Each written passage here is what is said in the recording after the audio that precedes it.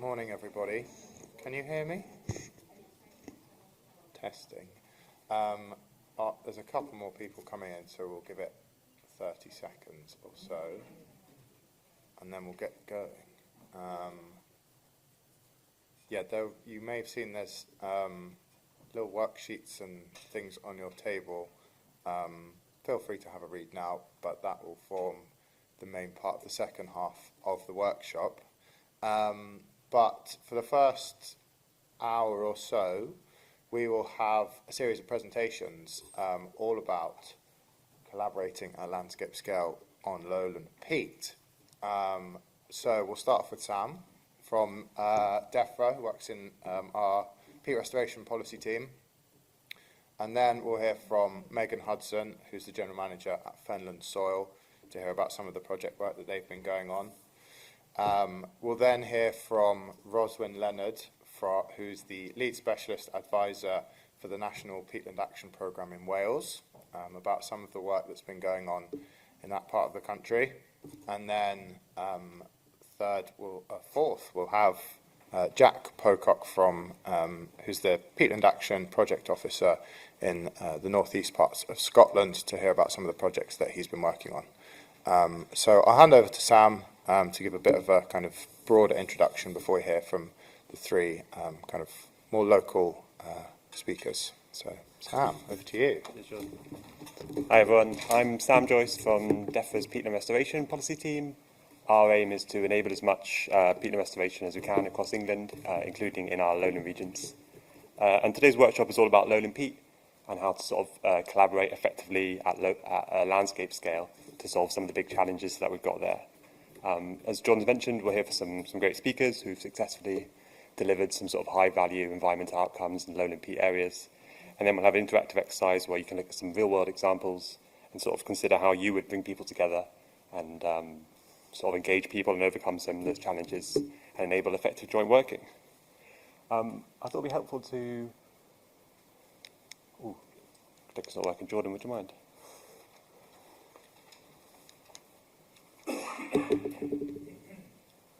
Thanks. I think it would be helpful to start by sort of briefly reminding you about some of the challenges that we've got in the Lowland Peat regions. I've got some sort of stats and some numbers on the slide, but to sort of summarise, our Lowland Peat regions are often really heavily modified landscapes that are obviously emitting huge amounts of carbon, but they're also really sort of economically important and culturally important for sort of food production. And sort of compared to our upland areas, these areas have really fractured and diverse land ownership patterns. So I was in Cumbria a few weeks ago, and there was a single 70-hectare lowland raised bog which had 7 landowners known, maybe more unknown. We've worked with landscape recovery projects in Somerset, which have got 70 landowners on board in a single project. And obviously that's compared to our uplands where, you've got 100-hectare sites with 1 landowner, one sporting tenancy. So some huge differences there. And this means it's really important to kind of bring people together, and there's some huge challenges there in sort of trying to, gather together sort of different interests, and people have got different demands of the land and different expectations, and so sort of bringing people together and, encouraging that collaboration is really important. Next slide, please, John. In terms of the outcomes that we want to see on Lowland Peat, in Defra we often talk about a mosaic approach, and this sort of recognises that and accepts that wetland restoration can't happen everywhere, and that we need to sort of balance that with food production and other demands of the land to create multifunctional landscapes. It won't be possible to restore all Lowland Peat, so we need to think about where it's most suitable to have farming at higher water levels, polluted culture crops. And some of the presentations will be from groups that have gone all the way to full wetland restoration, but we'll also hear from a group that's more focused on sort of sustainable management of farm peat. And we'd like you to think about that in the exercise as well. Next slide, please, Jordan. So, does it? Nice. Okay, great. This slide is just about sort of the diversity of stakeholders in the lowlands. Obviously, farmers and land managers are really important to delivering all the things that we want to see, to reback these areas. But we also need to think about sort of the buyers for polluted culture crops, the contractors who deliver our restoration, and the scientists and ecologists who sort of enable sort of the technical advancements that we need. And then finally, I guess just mention, there's a diversity of tools that you can use to sort of bring people together, and I think that will be sort of touched on in the presentations we're about to have. We'll talk about sort of informal and formal engagement methods to bring people together and to create unity and deliver on these outcomes. So that's just a brief introduction, and I'll hand over to Megan now from Fenland SOIL.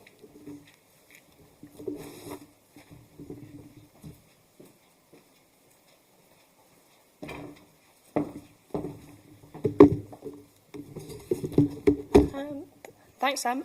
So for those of you that haven't met me before, I'm Meg Hudson. I'm General Manager of an organisation called Fenland SOIL. Fenland SOIL is based in the Fens, and it is really an organisation that was set up by farmers, for farmers, to tackle all of these really complex issues that we've got in the Fens relating to peat and climate change. So in terms of who we are and what we actually do, we're built around these 4 pillars of sustainability, opportunity, innovation and learning, which luckily for us spelled out soil, so it worked quite well for naming as well. But what we're basically looking to do is inform and develop whole farm land use policies to mitigate climate change, including encouraging nature-friendly and regenerative practices where they're appropriate, and also enhancing biodiversity. So it's about sort of maximising the landscape for food production, as well as looking at how we can actually maximise it for carbon sequestration as well. We're also using a bottom-up approach, so working really closely with landowners and other stakeholders within the agricultural industry to generate opportunities for positive changes to policy, so creating new opportunities for farmers going forward, and really making sure that we're delivering on those sort of multiple benefits that we need out of our lowland peat landscapes. We're helping to find new approaches and techniques that allow us to continue farming whilst also mitigating emissions. So, as Sam said, it's going to be difficult in some places in the lowlands, particularly, to completely stop farming and put everything back to kind of how it should be. So there's a lot of work that we need to do on working out how we can enable farmers to do that in a more sustainable way. And we're also helping to establish, along with our colleagues in the academic sector, agreed figures for greenhouse gas emissions from deep, shallow and wasted peat. So we're helping with hosting flux towers and funding some of our own flux towers, improving soil mapping. So we're doing a lot of work with farms to bring our soil maps back up to date, and also facilitating peer learning. So we do a lot of work with not only bringing farmers together, but also other stakeholders as well. So I'll just quickly go through some of our work streams, but sort of move on to focus on what we're actually talking about this morning. So we operate across 5 working groups. So we've got our economic and social impacts work stream, which is really looking at basically if we're looking at making changes to the farming system in the Fens, what impact will it have on that economy? The Fens has really high levels of deprivation, so it's important that we consider how the economic and social impacts will be impacted by making changes to the farming system. We also have our landscape mapping work stream, so this is focusing a lot on working with farms and other local stakeholders to remap the Fens and look at how we can come up with new opportunities basically for land management by working with them on that. So there's some info on our posters downstairs talking a little bit about how we actually do that. We've got a nature-based systems work stream, which is looking at basically how we can bring nature back into the farmed landscape. And particularly focusing on our ditches, waterways and reservoirs as really good opportunities for enhancing biodiversity without necessarily having to take land out of production. So there's a lot of work that's going on that work stream at the moment. We've got our greenhouse gas emissions work stream, which again is mostly focusing on sort of our flux tower network. So we're doing some work there with our colleagues, particularly at CEH. And our farmers dialogue, which is kind of really what I'm here to talk about this morning, which is our sort of public facing side of Fenland SOIL and the side that really sort of works with the farmers. But yeah, basically the farmers dialogue is sort of our facilitator and our forum for all of the communications, for all of the work that we're doing on Lowland Peat and the Fens. So yeah, that's us. And one of the kind of things that Fenland SOIL really aims to do is bring together a whole range of stakeholders. So not just the farmers, the environmental NGOs, sort of the academic sector, but also local government, local people, a whole host of other stakeholders from within the agricultural industry that have some sort of interest and some sort of reason to get involved in the Lowland Peat discussion. So and the whole kind of thought behind that is that we really need to look at this whole problem with lowland peat holistically, because if we just focus on one thing, it's going to mean that and sort of in this context, we're focusing on peat and carbon, but if we just focus on that one thing, it means that we miss out on this whole other host of issues that are also really integral to lowland peat. So we've got things like soil loss, resource scarcity, biodiversity, farm viability, which is really important, education, cost of living crisis, rural employment, all of these factors that actually are also equally important when we're considering what to do with a landscape.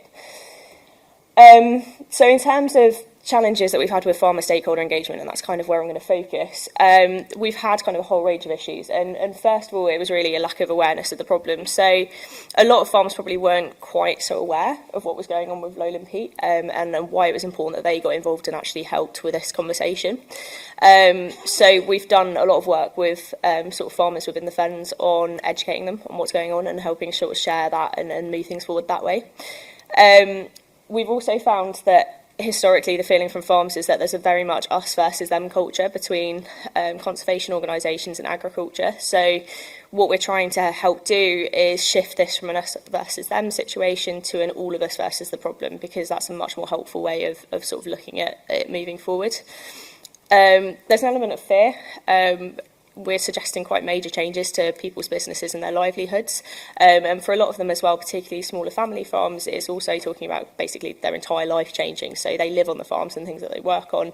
They've been in those families for generations, and we're looking at some major changes that are going to completely disrupt their way of life. And that's not something that kind of people can sort of do lightly. So that's kind of been a major challenge and a major barrier to engagement as well.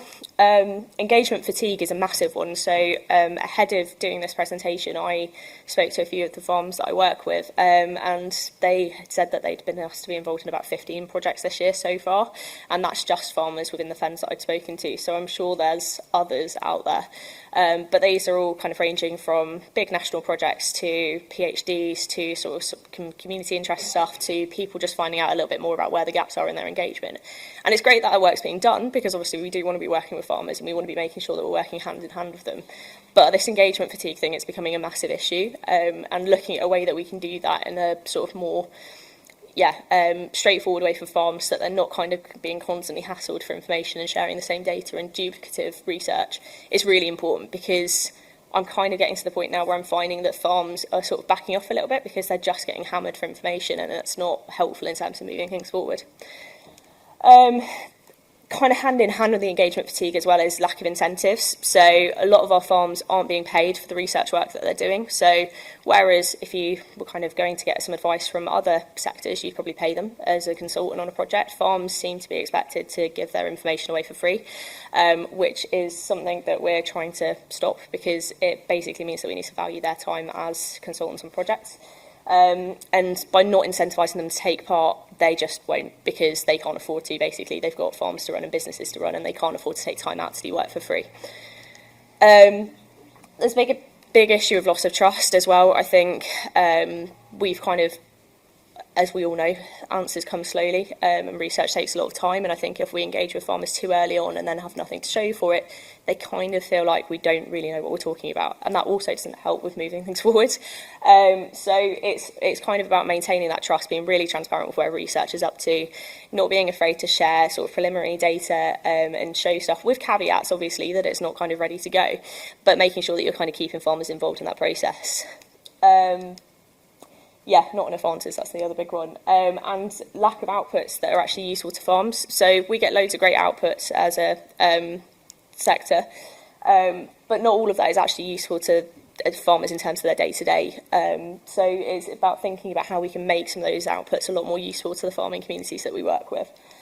And I think one of the other big challenges is that it is a tough time to be a farmer at the moment. I mean, this is just a handful of headlines that I've managed to pick up over the last few sort of weeks and months, but it's not a great time to be a farmer at the moment. There's a lot of uncertainty, there's a lot of things that are changing, and some of these headlines haven't been massively helpful in terms of relationship building. And I think communication as well is really key when we're looking at working with local stakeholders. So a university that we work with quite closely in the region put out this story about the work that they're doing and used the title "Fixing the Fence."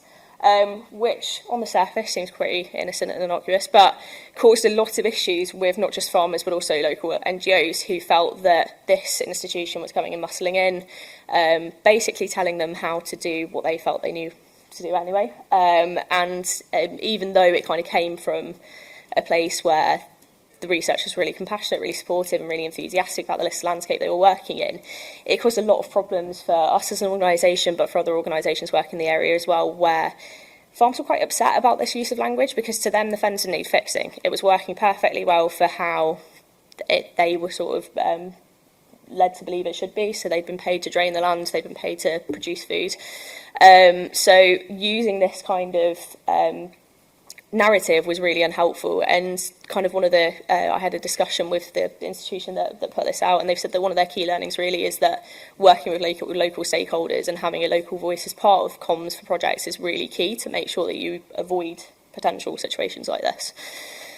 So in terms of what we've actually done to overcome some of these barriers to engagement with farmers, relationship building is really key. It's having that willingness to go and sit on a tractor with people or go and drink coffee with people and actually spend that time building up relationships, learning about what their businesses are like, learning about what their challenges are.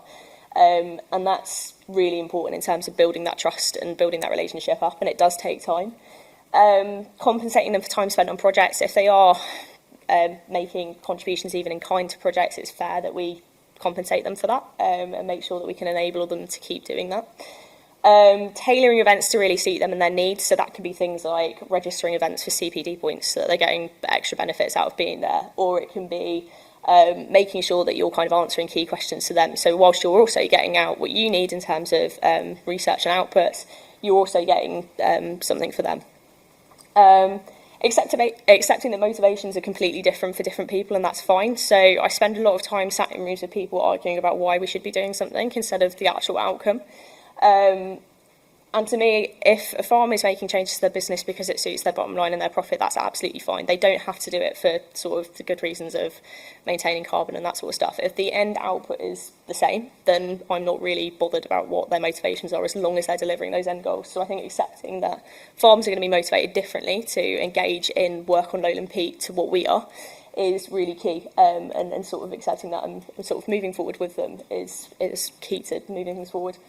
And then providing farms with tangible outputs to projects with clear ways that it benefits them. So one of the ways that we are doing that is through our mapping. It's something that farms can see, so it's something that's easy for them to engage with. So yeah, come and talk to us about that at some point if you want to find out more about how we're doing this.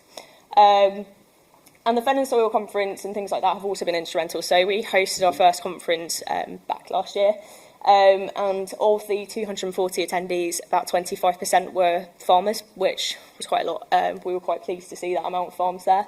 And it kind of really was really helpful in terms of facilitating conversations that wouldn't normally happen, because normally farms wouldn't be in the room with everybody else that was there.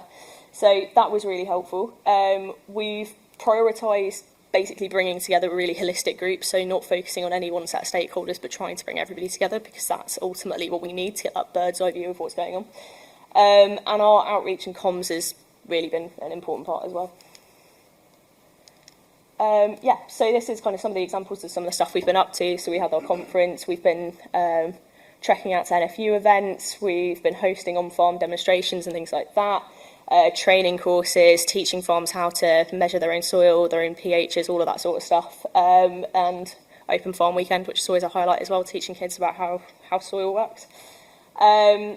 And then our opportunity mapping is the other way really that we've been engaging with farms. So that's going out and sort of we've covered a fairly large area now, but it's basically going out, establishing these stakeholder groups, getting them to map their soils, their productivity and their hydrology, and then popping that all together and using that to build up some new opportunity maps for the landscape. So yeah, that's kind of all I'm going to talk about, because I'm conscious that we're short on time, but I just wanted to thank the organisations that we work with.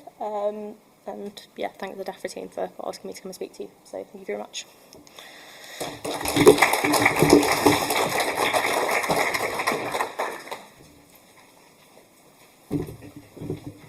We will have a little Q&A afterwards. If anyone's got any questions, do write them down, and Megan, Rhoswen and Jack and Sam will be picking them up after the presentations. So yeah, next up we have Rhoswen from Peatland Action in Wales.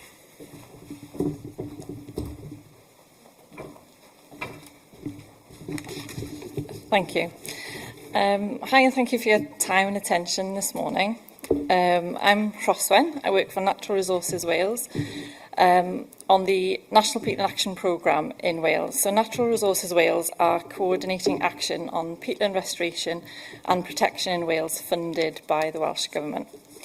So Dr. Peter Jones had hoped to be here today to give this presentation, but he's unable to make it, so you'll have to put up with me today, sorry. You'll have heard about Wales's National Peatland Action Programme from Manon in the plenary session on the first day, so I won't go into that in too much detail. But the programme focuses on some priority themes. We have 6, and these are peatland drainage, peatland erosion, the sustainable management of upland peatlands, the sustainable management of lowland peatlands, and hyper-modified peatlands. So you could argue that lowland peatlands fit into at least 5 of those priority themes. But despite this, it's still easy to overlook our lowland peatlands. They are overshadowed by the extent of upland peatlands when you look at the distribution map. Effective solutions to remedy their problems can be fiddly and resource intensive, and they can be costly to restore when you look at the pound per hectare compared to other peatlands. However, lowland peatlands punch way above their weight when it comes to biodiversity and the value of carbon emission reduction potential. So this morning I'm going to talk about the landscape collaborations in Wales to date, and then moving forward provide an overview of lowland peatland resource and some challenges and opportunities for their restoration in Wales. My colleagues from the Lifequake team over there will be leading the case study session afterwards.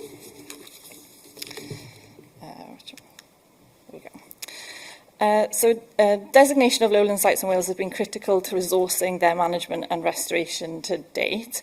So for over 40 years they were managed and resourced through the Countryside Council for Wales and Natural Resources Wales through core funding. So that's the core funding that we get from Welsh Government. But the sort of priorities and are changing in Wales, and there's more demand on that core funding that doesn't rise along with the need of our organisation, especially since we merged. So Natural Resources Wales is a merging of the EA, Natural England and Forestry Commission equivalent in Wales, so they're all one organisation in Wales. The resourcing of large-scale lowland peatland restoration projects in Wales has mostly come from EU LIFE funding. There was a project from 2008 to 2013 on the Anglesey and Llŷn fens, so that focused on groundwater-dependent alkaline and calcareous fen habitats, and that's actually where I started out working on peatlands, so that's a project close to my heart. We've also had the Marches Mosses project, which was a cross-border project with England, working collaboration between Natural England and Natural Resources Wales. Then recently, a Raised Bogs Life project has just recently completed, and I also worked on that one, so that was a great project to be part of. And then currently we've got a live project, the Lifequake project, so the team are over there. Our lowland peatlands have had focus through EU funding and core funding, but that focused on mainly nature reserves, designated sites. EU funding only covers SAC sites, and given the Brexit situation, life funding is obviously coming to an end. So the National Programme in Wales was established in 2020 and has been expanding in terms of its funding and ambition year on year since then, and hopefully will continue to at least 2030 and hopefully beyond, in line with the net zero plans in Wales. So this programme funds and coordinates action on all peatland types and is not restricted by designation. We provide funding through grants, bespoke land management agreements, as well as delivering restorations by contractors ourselves. We also provide technical support and encourage wider action on peatlands. So we refer to the National Peatland Action Programme as the coordinating programme, and we use Wales Peatland Action to refer to the collective effort of all of our partners, all organisations delivering on peatland restoration in Wales. So each partner has ownership of Wales Peatland Action, And the national programme facilitates a range of communication channels for all organisations across Wales interested in and key to peatland restoration, as well as conversations with other UK bodies. So this image here shows the range of communication, collaborations and opportunities that we've put in place to stimulate partnerships according to subject area and geographical scale. So I'll pick out a few examples. So we have a Strategic Delivery Partners group. That's a group that meets every 6 months, composed mainly of grant-funded partners and sort of strategic delivery partners in Wales to discuss and collaborate opportunities and needs. We also run an annual practitioners event to share knowledge and experience with different focuses each year. So that's usually in April at the end of the field season. And then, interestingly, Natural Resources Wales has an area statement process. So within the organisation, we have regional teams that we refer to as the area statement teams or people and places teams that have led to a number of key collaborative lowland projects. The area statement process is how NRW or Natural Resources Wales are working together to deliver partnerships regionally. So this doesn't look the same in all regions, and each region is responsible for delivering its own priorities against the sustainable management of natural resources in that area, and peatland restoration then from the national programme at a national scale feeds in at a regional scale through those processes. And that stemmed from our duty to embed the sustainable management of natural resources in everything we do through the Environment Wales Act and the Wellbeing of Future Generations Act. So I'll go on to talk about the distribution of lowland peatlands in Wales and give you a flavour of their condition. So they're mainly focused in the west, these green areas. They're present in all Welsh counties, the only category of peatland in some areas. And their relatively modest extent conceals a very significant historic loss. And an example of this is you can sometimes see on old Welsh maps names like Fawnog or Rhos, but there's no peat there today. And that indicates that there was once a peaty landscape based on the names on old maps. So there's been significant peat loss as well from our landscape. And this is an overview of the type of peatlands that we have. So we have raised bogs. So I mentioned earlier that we'd had a raised bogs life project that only covered SACs. There are only 7 SAC raised bogs in Wales, so only 7 of those dots were actually addressed through that lowland project. Acid fens, so the Lifequake guys are dealing with some of those areas, but again you can see that that there are more than SAC designated. We also have rich fens, so that was the alkaline calcareous fen project that we worked on in 2008 to 2013. And this is what we refer to as hypermodified, so I think this is what we call lowland fens sometimes in England, but we refer to this as hypermodified, where you can't necessarily identify it as peatland if you just look at it. So this slide shows you the categories of Annex 1 habitats that we have in Wales, and basically uniformly bad still, despite the effort that we've put into their restoration to date. And here you can see the pervasive influence of nitrogen deposition. This is above critical load for many of the bogs and other habitats over a lot of the range of this habitat in Wales. And drainage remains a big issue, as does the historic effect of agricultural conversion. And if we look at this on the DECA framework, so this provides our view of how lowland peatlands in Wales are faring against the DECA framework, and no categories are green. And the overall impact in terms of conferring only moderate adaptability and resilience is concerning, particularly against rapid changes such as climate change. So this shows an example of the land cover types that we see around a lot of our lowland peatlands. So this is a Fenland site on Anglesey. The poor resilience is unsurprising when you examine the land cover of catchments. So improved grassland dominates the scene, and its greenness contrasts sharply with the oligotrophic fen habitats. This means land use aimed at maintaining productive grassland exists hard up against the lowland boundaries, with a lot of scope for inward leakage of nutrients, especially on sites like this where they're groundwater dependent. So it could be nutrient inputs from further away that are actually impacting this site. So communicating that to landowners in a wider catchment can be challenging. Fen animals and plants are isolated in this type of landscape.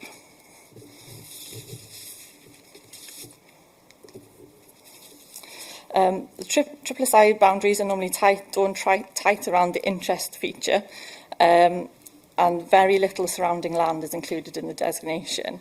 This gives limited scope and limited nutrient leakage in terms scope for the nutrient management of the boundaries here.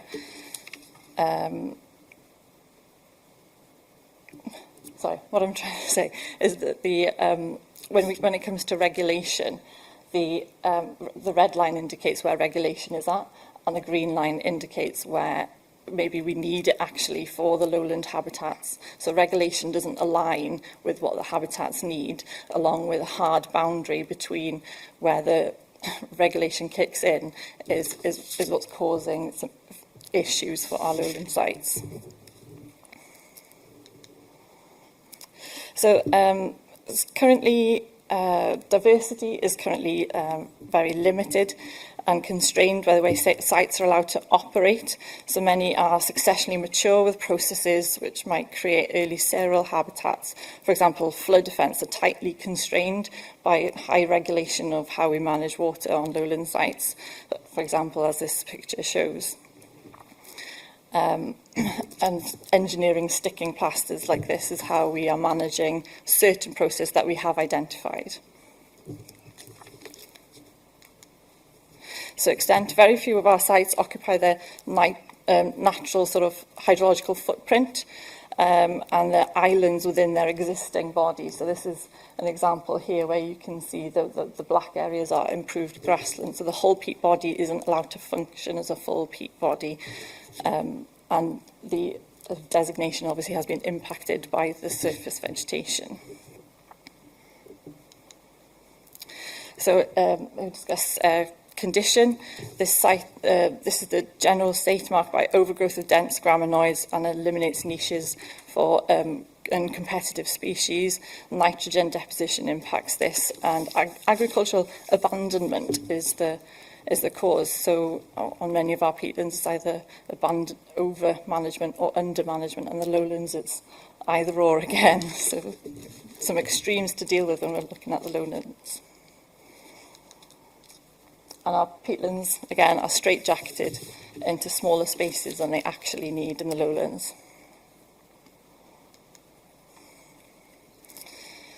Ensuring productive relationships with farmers is essential to almost all sites. They sit within agricultural businesses most of the time, and we need to work differently to ensure we understand and respond to the drivers which influence the way agriculture regards lowland peatlands. Land managers are genuinely a key part of the solution, as we heard from Megan earlier.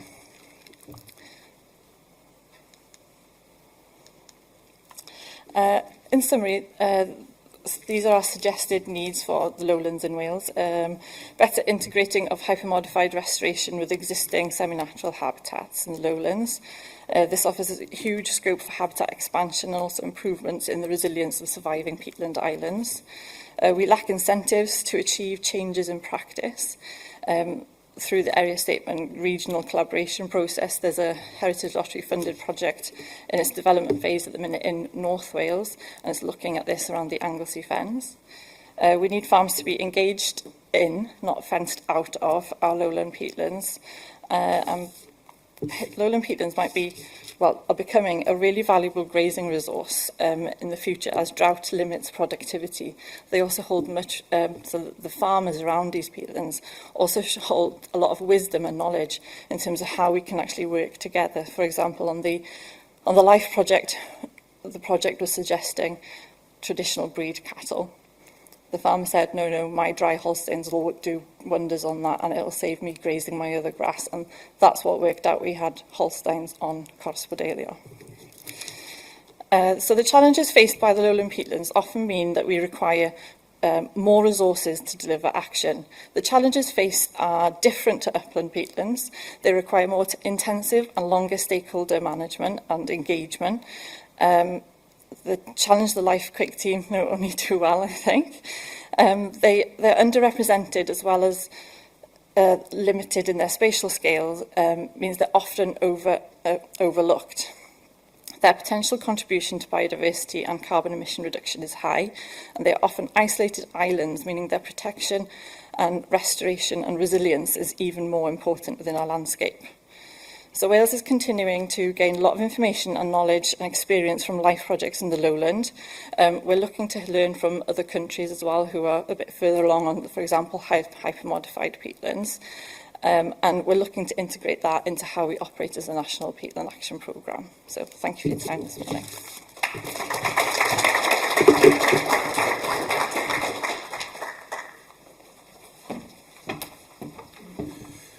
Thank you, Rhoswen. Very interesting and a very kind of new challenges and different challenges, but also very similar in a way to what Megan was talking about.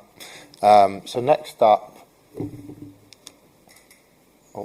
everyone, I'm sure, will be happy to share their email addresses and things afterwards if you have any other questions, or we can share the slides around. So we'll share email addresses and do reach out if you would like a copy of the slides afterwards. But next up, we'll hear from Jack from NatureScot about some of the projects that he's been involved in.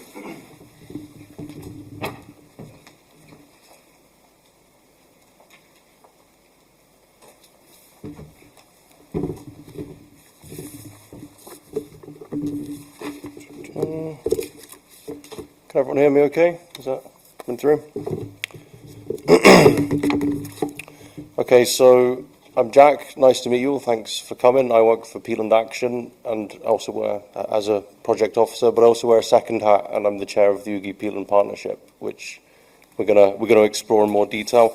The first part of the presentation is really just to quickly go over the Peatland Action Programme in Scotland. My aim is just to whiz through it. I'm sure most people are aware of it, but it's just so we've got that context.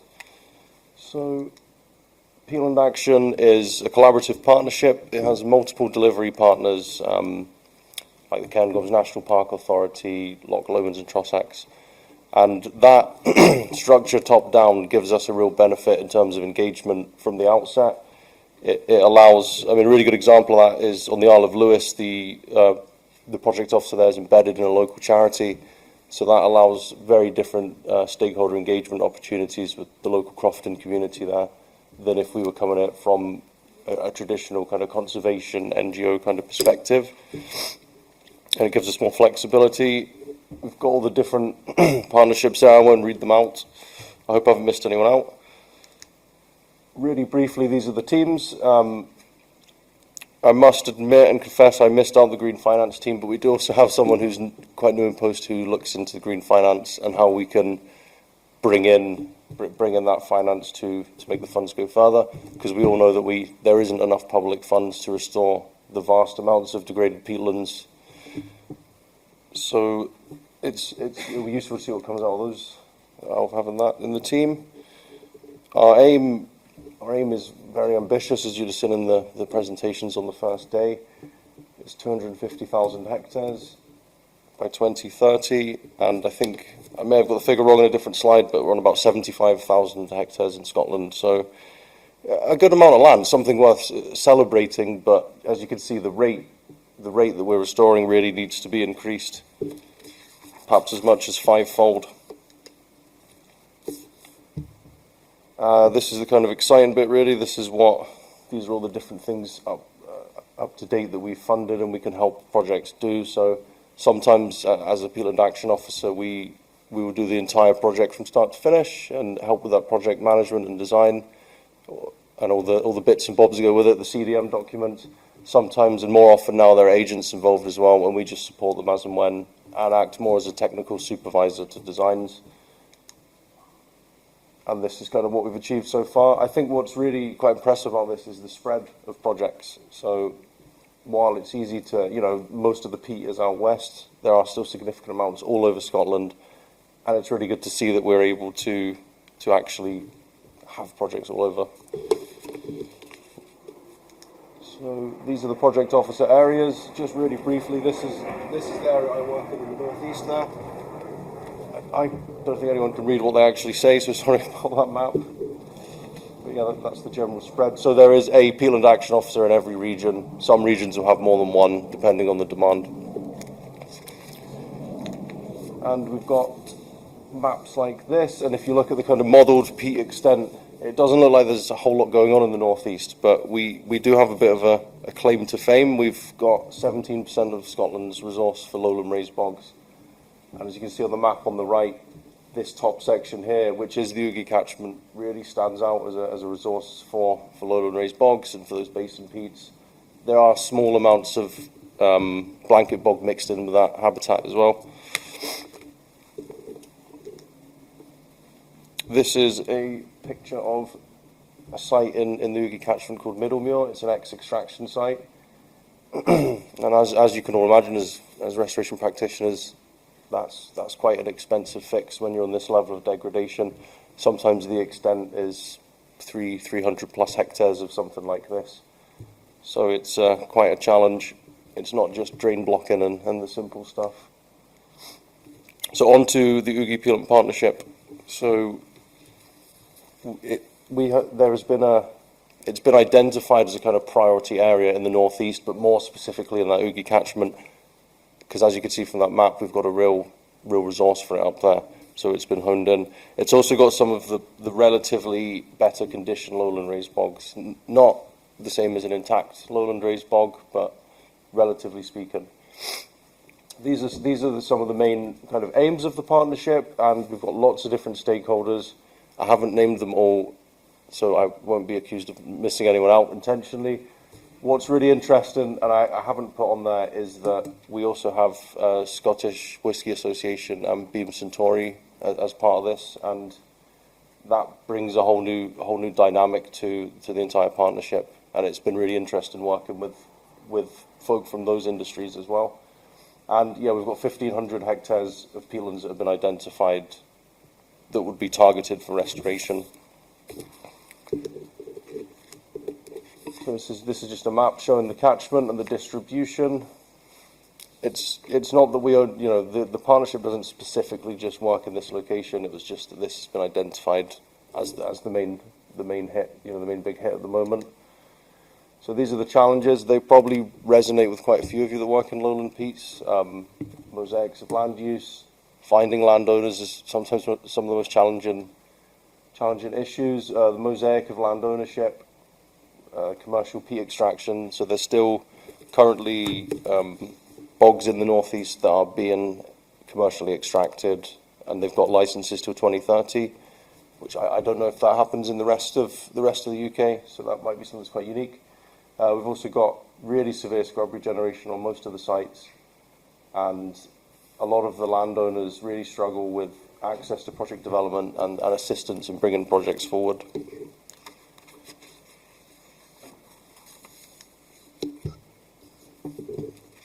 So what I really wanted to talk about on this is some of the positives as well. I don't want it to be gloom and doom, and one of the real successes of the Oogie Peatland Partnership have been our events and the engagement in the area. We've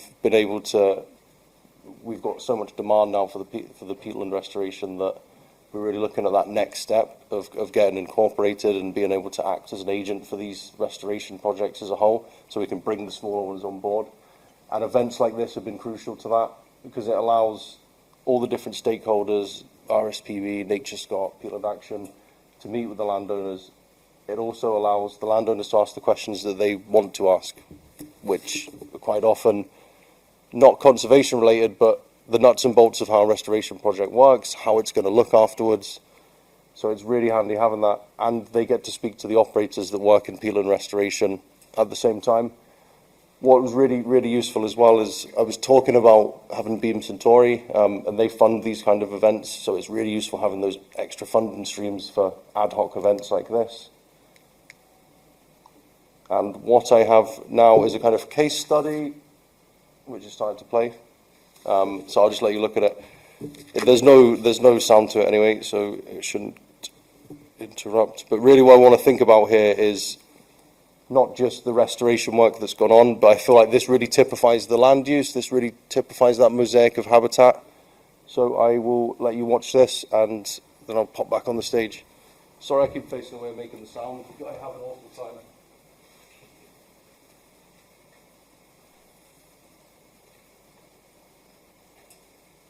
You can sing along to it if you want.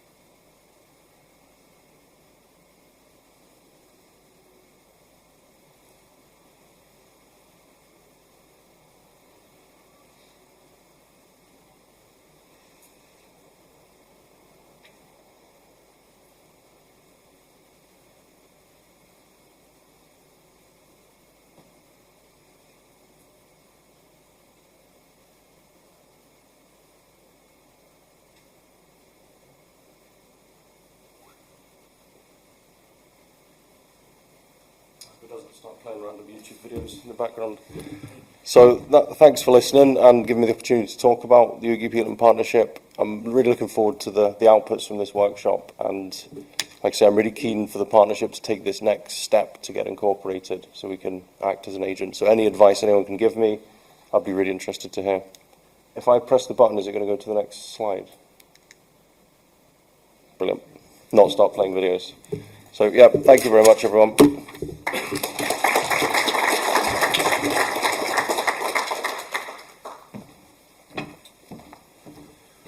Fab, thank you, Jack, and thank you to Rhoswen and Megan and Sam as well. We do have a bit of time if anyone had any questions they wanted to ask any of the speakers, or any thoughts or comments based on what they've said or not.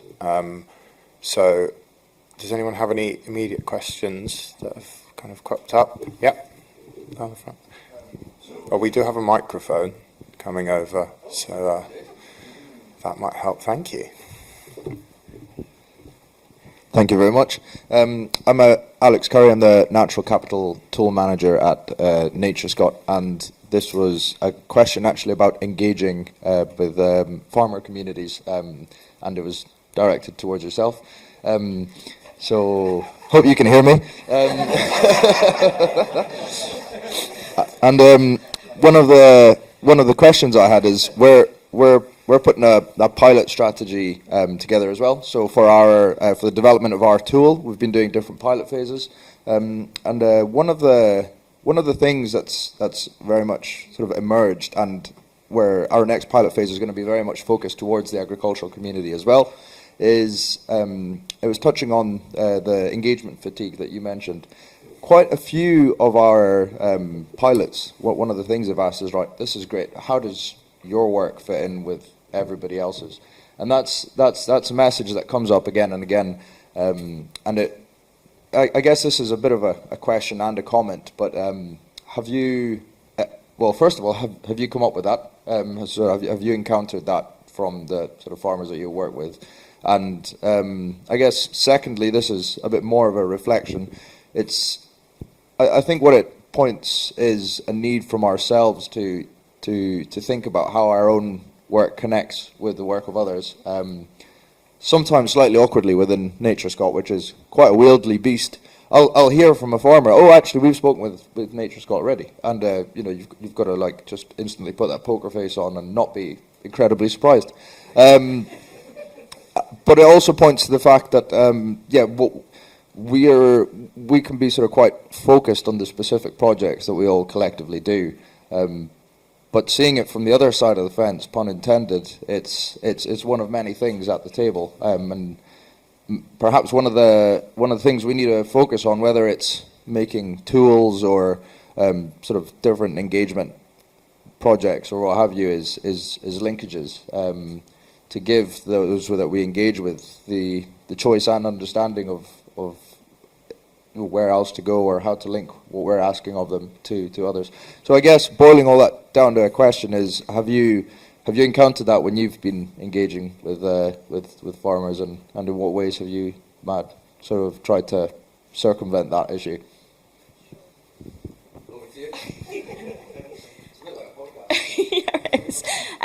Yeah, so we've definitely suffered from issues with engagement fatigue. It's been a massive problem throughout the sort of projects, and the way that we really try to kind of counter that is by communicating really clearly with all of our colleagues. There's a lot of projects that are going on, particularly in the fens, but in other areas as well, and basically it's a lot of me talking to people and making sure that I kind of have a bit of a vague idea of what's been going on. But yeah, the whole sort of poker face situation of somebody having some sort of project going on that you had no idea about, but they've kind of talking to you as if you should know, has been a big issue the whole way through. Engagement fatigue is definitely a problem. We have found that kind of the only real way to combat that is to work really closely with other projects that are going on in the area, and keep communicating with sort of like your local NFU farmer groups, those kind of things as well, so that you're aware of what else is going on, what else the kind of context is. That's been really important. We've worked really closely with our NFU team in the area and with catchment sensitive farming, because then we've just got a really good idea of what's going on. But yeah, it's a problem, and to be fair with the farmers, one of the best ways of combating that is just paying them for their time and acknowledging that their time's really valuable. And ultimately, whoever pays them the most is going to win. So if you're actually willing to compensate farmers fairly and pay them fairly for the expertise that you need from them, they are more than happy to do it, but it does come with a price. So something to bear in mind.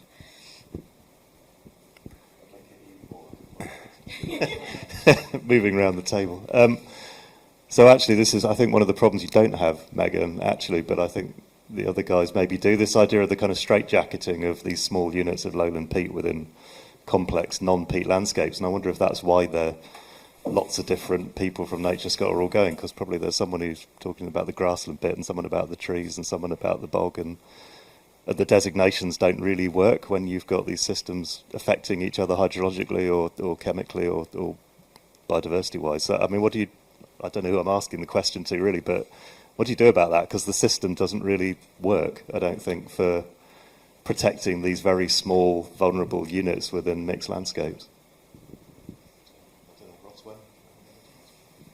Rhoswen's behind you. Yeah, I don't know if this is working. Can you hear me? Okay, yeah. It's definitely a problem, the fact that they're so fragmented and isolated, and linked to the question, the problem around, the fatigue of different projects. It's also different people on the same project when there's high staff turnover. That's a huge problem because you can't build up that relationship. The other problem that we see is not necessarily linking the communication style of the project officer going to see the landowner. So in Wales, sometimes we try and match Welsh-speaking project officers to Welsh-speaking landowners because that can cut a barrier. But at the same time, sometimes they really don't want a Welsh-speaking person and would rather an English-speaking person, or someone who is very confident, or someone who's withdrawn is better suited to different characters of people that you go to speak to as well, and that makes a massive difference. And then if you do have, sorry, it's cut out, I think, a landowner who's built up a relationship with someone, that's what causes the fatigue, isn't it? And in my view, a lot of that comes back to the funding term of lots of projects. Lots of projects are short term. Even the National Peatland Action Programme of Wales were funded annually. So it's a major barrier. And then, you were talking about the straitjacketing of our systems. Well, they're on even longer term timescales than what we're all talking about. It's that lining up of the timescales with the processes, with the other systems and the policies. It's just a huge challenge. And yeah, it's a bit of a question, Chris. I'm not sure what the answer is. Just acknowledging some of the problems, and I guess some of the other solutions that we've found is to actually match character and communication styles with the landowners that you go to talk to. Fab, good question. Any other questions around the room? I had one. Abusing my chair's privilege. I think we're having some technical difficulties, but I'll shout. Probably more for Jack, perhaps. I'm just intrigued to know, from the images, it looks like quite, and generally across Scotland, a lot of the peat areas are a bit more rural and a bit more kind of less populated areas than they might be perhaps in England. And I just wondered how you've engaged kind of the wider community or people in those projects, given that they are, in some cases, quite a long way from perhaps populated areas and things like that.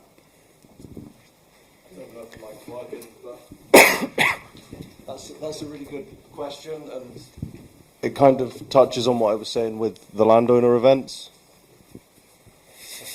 Yeah, so it kind of touches on what I was saying with the landowner events, and they bring people together. So, for example, that picture I had up of the operator day, the central settlement there was a place called Stricken, and we had a meal as part of that as well. Again, all very generously funded by Beavis and Tory, and that allowed that actually brings people together. So it's about creating those events that are also a social space to bring people together, because we're conscious, like you say, it's so rural.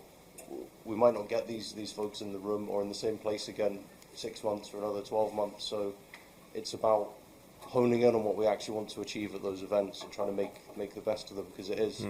But quite often these communities, they are quite tight-knit, and the contrary to that is once one project starts to engage and it starts to go well, word does spread and we start to get more uptake. So the rurality of it is sometimes a positive, sometimes more of a challenge, but yeah, putting on these events are quite crucial in the northeast anyway for that. Yeah, no, that's interesting. Thanks, Jack. Final call for any other questions. Oh yeah, sorry, down the front. Should I hold this?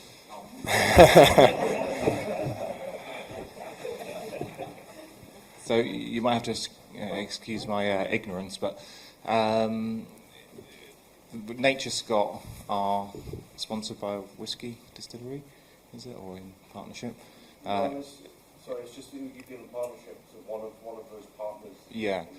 Is there anything, not all, I'm assuming, extract peat to burn for the whisky industry, but is there a conversation about how can they get away from this? It seems a little bit ironic to me that they're a partner, but they're also, I mean, there's some contractors work the winter doing peat restoration, and then in the summer they're actually extracting peat to burn. Is that conversation being had? I do have to watch what I say because no. I do have to kind of watch what I say because I don't want to misrepresent Scottish Whisky Association or Team Centauri, any of this. But my understanding, so it's my own ignorance as needed to line with this statement, is that they are very keen to restore a bog forming habitat, whereas in restoration a lot of the time our aim is to secure the hydrology, secure the loss of peat, and hope the natural processes take over to bring it to that bog vegetation that we would associate with a healthier bog. They often in their targets and metrics go one step further, and their aim is to have grown X amount of peat for a certain date so that they're able to extract it.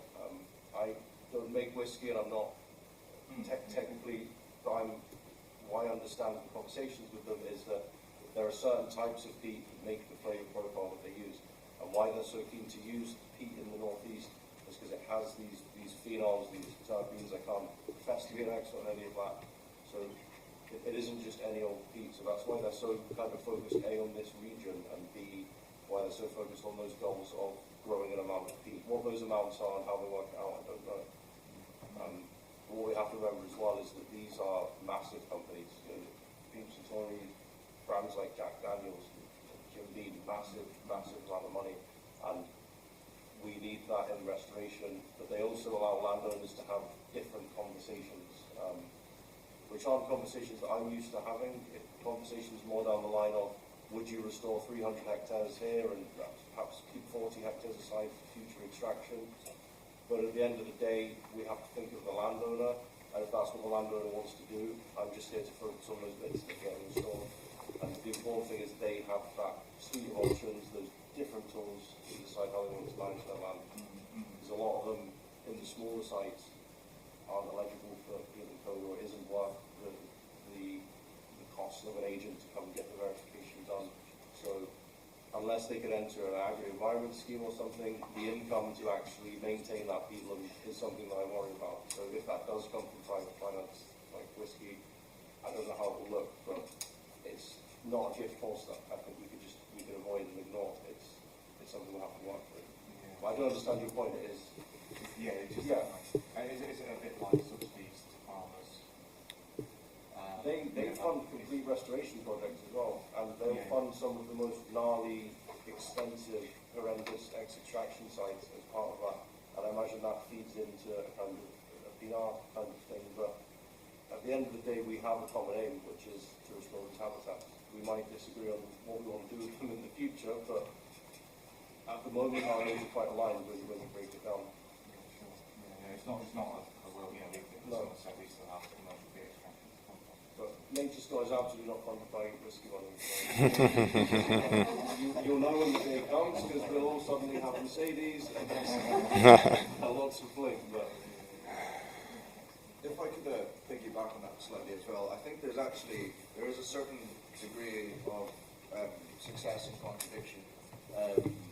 There are certain activities that are and will continue, irrespective of what we're all doing in our respective organisations.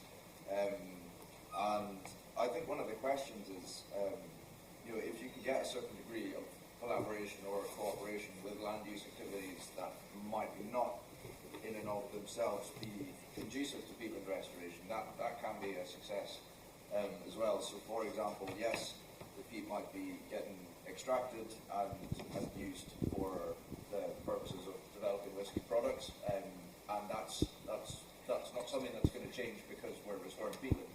But if we can work with that type of land use and thank you, through cooperation, I could probably like talk louder when I've got it, just to. But yeah, I think it's the ability to get cooperation in places you normally wouldn't.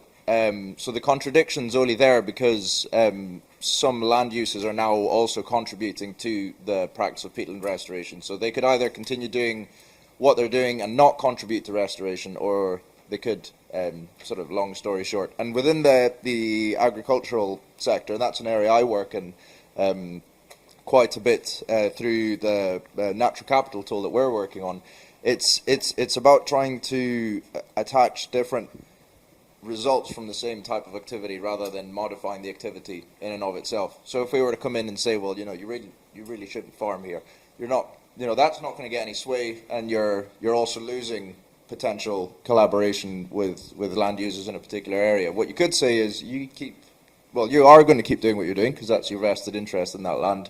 But while you're doing that, if we could persuade you to do some additional activities, and the onus is on us to highlight the benefits of those activities, then that would be a win. So yes, the priority would be influencing behaviours so that they are more sustainable. That's an ideal aim I think we all share. But the fact that there is contradictions with some sectors wherein they are doing something that might not be good for peat, but they're also doing something that can be a win as well, I'd say, from that perspective, and sort of working with what we've got, particularly given the amount of land that's used for agriculture in Scotland, for example, and it's sort of working within that. And if every holding did one thing, I'm trying to circumvent the sort of Tesco slogan here, but that makes a big difference. Sponsored by Tesco. Yeah. Don't know if you can hear the whiskey bottles jingling in my bag. Yeah, thank you very much for those questions, and yeah, very interesting point there. Thank you very much. We can continue these conversations throughout the rest of the workshop. Did you have another final question over there? Do you want to pass the microphone over? Hope this works. No? Okay. No. So I work for RSPB Scotland, and it was just to say there are a couple of representatives from Scotch Whisky Association here, so it might be interesting to talk to them, because we have received funding before for peatland restoration from the Suntory out with the partnership, and I'm not going to query their motivations. Their motivations might be completely different, but I think they do have, I can't quite remember exactly, but I think their targets to restore peat are like double what they extract as well, so there is a conversation to be had. And I think whiskey is a difficult one, because especially in Scotland it's got such historical, cultural, economic interests, so there's always going to be a bit of a discussion to be had there. But we are seeing with some whiskey distilleries there is that kind of they do want to support the peatland restoration, so there is some, I think quietly optimistic. Yeah. Yeah, that's interesting how. Different slices of the same pie. But it has been useful having a partnership. It has really opened up doors that didn't know existed, and conversations with landowners that previously weren't engaged. So we have to use those as ways. Yeah, big employers, across the whole stuff. And they have, as an industry, like you said, stood up and said, we extract this amount of peat, which is fairly minimal in context to peat degradation in Scotland, and we want to do something about it. So they aren't pretending there isn't an issue or trying to hide behind it. They're actively trying to fix a problem that they identify they are a small part of. Great. I'm going to cut that conversation there slightly. We could probably talk about this all day. Obviously, please do carry on throughout the rest of this workshop and afterwards. But we are going to move on to the second half of the workshop. So I think we might have exactly the right numbers for 6 groups of 6, but my maths might be a bit wrong. But on each table, you should find a short case study of a Lowland Peat area somewhere in the UK. There should also be a somebody based on real life loosely, a description of a character or a stakeholder or a partner in that region. And the idea of this workshop is basically to embody that person for the next half an hour or so. Build on the information that we have given you, be creative, use your kind of knowledge and of the kind of stakeholders that you engage with. Hopefully some of the areas will be new, so we'll kind of prompt you to kind of think about the new challenges and the different contexts compared to some of the places that you find yourself most of the time.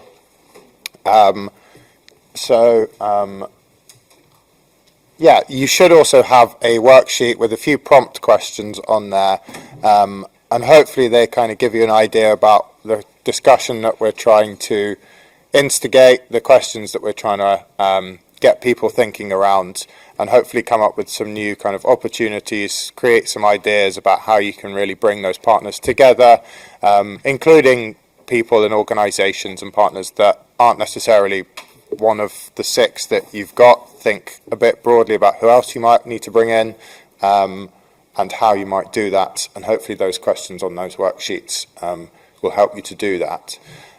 So in about half an hour, 35 minutes or so, we'll kind of have a bit of a feedback session about some of the challenges that you came across, some of the opportunities that you found to overcome those. So hopefully that all makes sense. I can put the questions up on here as well, because there is only one copy, I think, per table, but hopefully we can create 6 groups of 6. So if you're not already conveniently placed, please do move around. And if anyone has any questions, Sam and I can walk around and we'll prod and probe a bit further beyond the questions that you've already got. So does that make sense? And did anyone have any questions to start off with?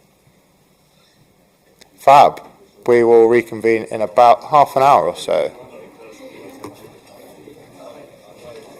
Okay, I can see there's lots of great conversations going on, but for the last 15 minutes or so, it might be useful to kind of hear what people have been talking about, and hopefully some of these conversations can carry on beyond this workshop, and hopefully some of the people's feedback over the next 15 minutes or so will give you some more ideas.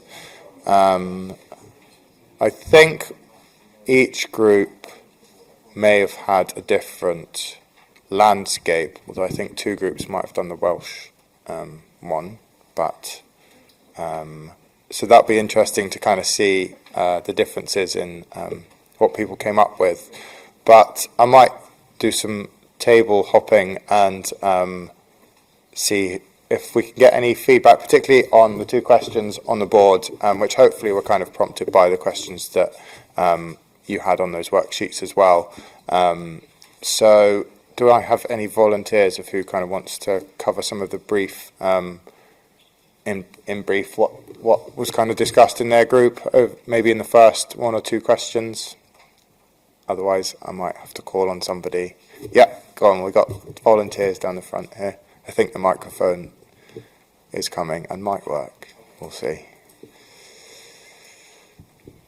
Thank you. So we've got the Lythe Valley. So one of the first things we thought, okay, so who's the relevant stakeholders, or who are some of the core stakeholders? So we identified that there are settlements near the valley, so the public and local communities there who might be impacted by interventions in the valley. Members of staff, including research and data and evidence from the designated sites, members of the NFU and tenant farmers, the County Council, Wildlife Trust. There's also a train line that goes through, so members of Transport England, I suppose it might be called, or maybe not, our southern equivalent of Transport Scotland. And Yeah. So and and also identifying buyers for polluticulture products as well, which sort of ties into some of our later bits. We also thought that it might be useful to create a partnership after doing some initial engagement. So some representatives from these different stakeholders and backgrounds to try and coordinate the activity, sense check it and such. And then in terms of the communication that comes from that, be a sort of range of local media consultations, highlighting the benefits from getting involved in the first place. So the tangible outputs that you might get from joining on into the sort of project and try and translate those in a way that's relevant to the different stakeholders. And that would be the value of having a partnership that could sort of look at the messaging quite specifically. And then in terms of question 2, the challenges, there's different priorities in terms of where different interventions happen that might disproportionately affect some stakeholders more than others. So it's trying to balance that. How to distribute the potential benefits that derive from the project, particularly when you're talking about sort of finance, private finance or public as well. Given a lot of interventions are spatially based, that might impact, let's say, farmers in one area more than somebody else in a different area. So how to sort of balance that out, which would require some delicate negotiation, no doubt. Also, if we were to use polluticulture in this context, it would be identifying buyers in order to create the incentives to use polluticulture in that area, and the logistics of finding the buyers and trying to assess how much would be able to be sold to them from a polluticulture perspective as well. And yeah, just the fundamental role of KPIs and sort of regularly following the outputs of the project as well. Yeah. So yeah, whistle stop tour. No, great. Some really good ideas. I think I did hear polluticulture come up in a lot of groups. I wondered if anyone else had kind of done a bit more thinking about that kind of aspect of things and wanted to pick up on that, or indeed any of the kind of engagement or communication strategies that people had come up with. Talking stick is here. Otherwise, I will pick on a table. So let's go with this table at the front. Can we have a bit of feedback from you guys?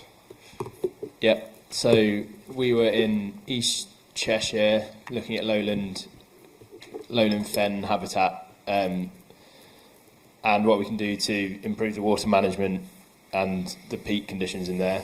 We were looking at the maps, and basically the best fen habitat aligns with the most agriculturally productive land, and there's some big conurbations around there, so Macclesfield, all of those, Congleton, that kind of place. So we came up with the idea of capitalising on the productive land and people making money from the land, so having some sort of brand for the area which adds value to the food for which they produce, but means that they use the land in a sustainable way and they're involved in schemes which improve water management and incorporate benefits for nature. So in terms of stakeholders, that would be primarily the Environment Agency and the IDB, making sure we can have a sort of catchment scale water level management solution that, that we'd actually be able to implement some sort of water level improvements. And then engaging landowners. In terms of the strategy, we talked about talking to CSF and NFU before we then go out and just start knocking on doors, coming up with some sort of strategy and linking into any farmer cluster groups that already exist. And then in terms of the community, it would be branding and setting up a community buy-in for this brand, which people recognise and the whole community are behind, and people in these large conurbations understand what it is. And then some of the barriers to getting this going is that lots of the large landowners, these people that we got, didn't know where to start. So one of them was a community farm, so we'd start there, get them to be a case study for other larger landowners to come and learn what they're doing, and then build it up slowly.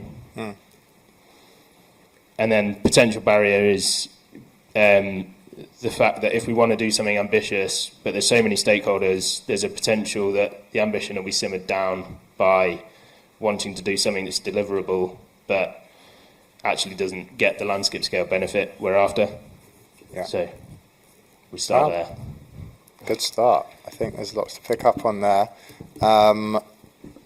Any other volunteers to go next? Otherwise, I will pick on the table to my right to kind of understand some of the challenges. If anything's kind of cropped up, any similar challenges or opportunities, it'd be interesting to kind of hear how they play out in different parts of the country as well.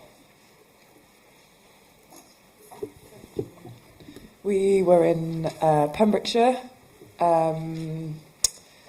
So challenges-wise, there was a lot of different interests in the area with differing priorities. National Trust, it sounds like, managed to piss everyone off. So no one is going to These are not all accurate. No one's going to be friends with National Trust.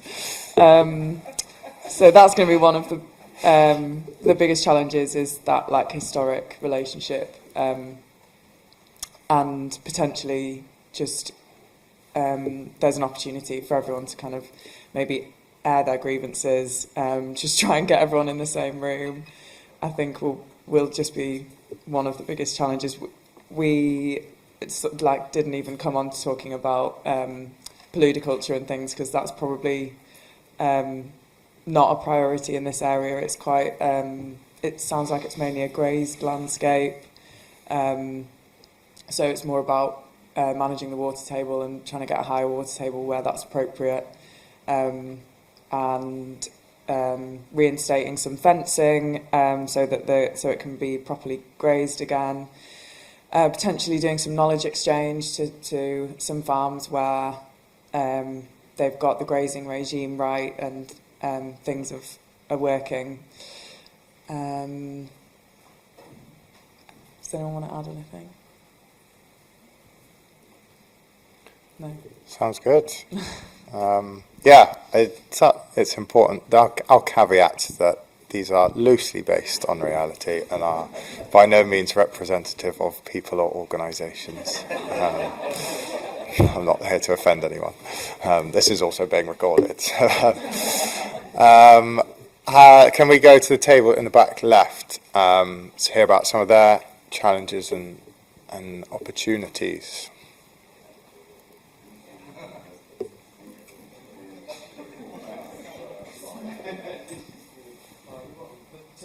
You mean particularly around the challenges?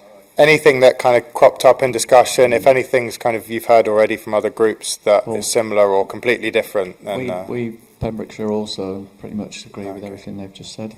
Oh, okay. I think, the range of different activities really interesting, like a gun club, for example, all the way to a grazier that had been pretty much the only grazier for 50 years. And then, the aim to increase grazing and get other graziers on site. But I think we also, that led us to talk about lots of different opportunities down to sort of really, practical management of the threat of TB, sort of looking at best practice and maybe funding some of that, to looking at sort of no fence collars rather than putting up fencing. So even though you're introducing more grazing, sort of from a visual perspective, it might not look as drastic, or as might not upset so many people. But I think it was really just trying to understand everyone's thinking and trying to find sort of some common ground, even though it might be very slim, that everyone can agree on, and then building from that and being positive. I think there was some talk about getting people to tell their own story and sort of celebrating successes and just trying to make things positive.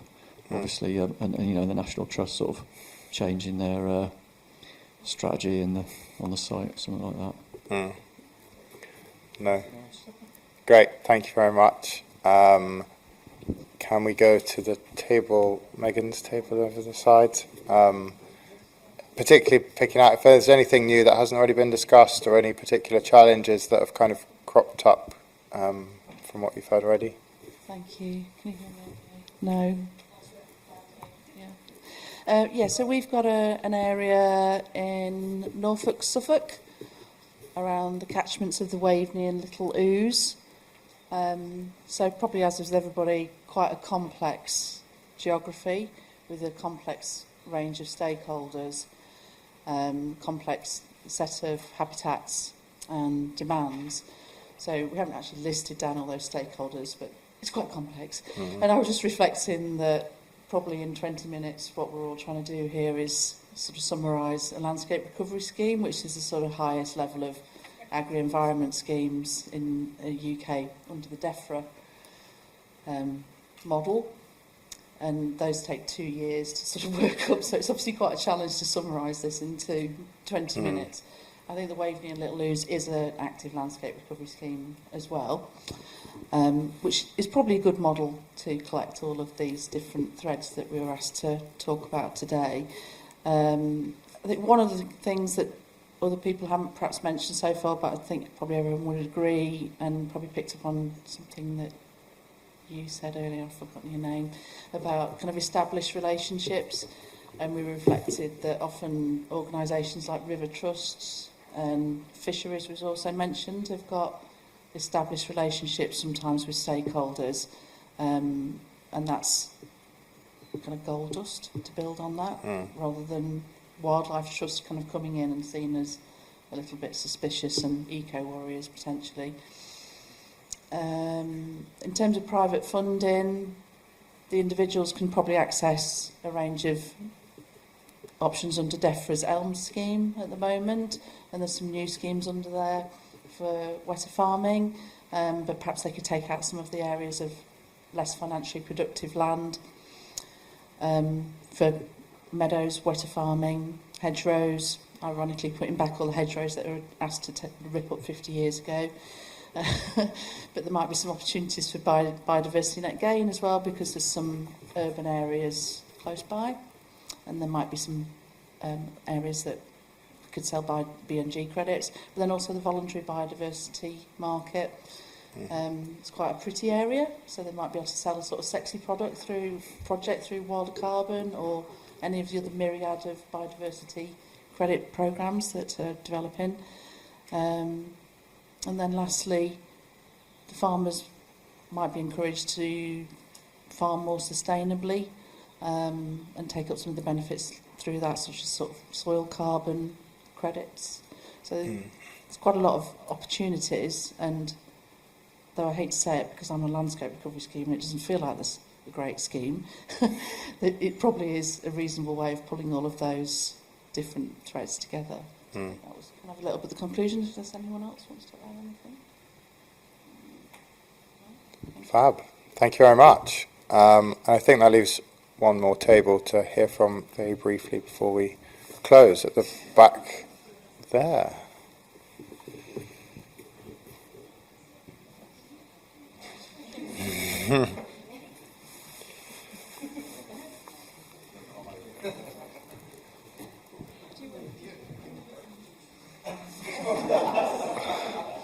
Well, I do. Yeah, everyone. Doesn't have to be long. We've only got another 2 minutes. And you guys have to chip in though. So we had the Humberhead levels. So this is an area of lowland agricultural peat where there are a lot of designated sites, but immediately adjacent to them there's good quality farmed agricultural areas. I must admit we didn't get through all the questions. I think there were sort of two main areas that we were talking about. A lot of it was around flood risk, IDBs and the Environment Agency, and how that might reflect back to people's concerns about flooding land if you're changing the land use. And then we did quite a lot of talking about how we might engage with the landowners and what was the most appropriate time to engage, and then making sure that we had the right incentives. So we went at the right time, asked the right questions so that they were involved in the decision making, but not when we didn't have any idea of where we wanted to go. So, and a lot of the points that other people have made have already been said. Yeah. Great. Thank you, Leslie. No, it's, it sounds like some really good conversations, lots of kind of common themes cropping up, but also, I guess, which shows that some of the challenges do apply across the whole country, but each with their kind of own nuances and different groups of stakeholders and everything. So I hope that was useful, and I hope it provided a bit of food for thought and some useful feedback. And thank you to the presenters from earlier as well. Our Defra email address is up here. Equally, all the presenters, I think, have provided theirs as well. So I can provide those and flick back through if you'd like those, or equally we can pass them on and put you in touch. But please do get in touch if you have any other further questions or thoughts or comments or ideas, or just want to have a further chat about any of the work that you're doing. And yeah, please do carry on the conversations throughout the rest of the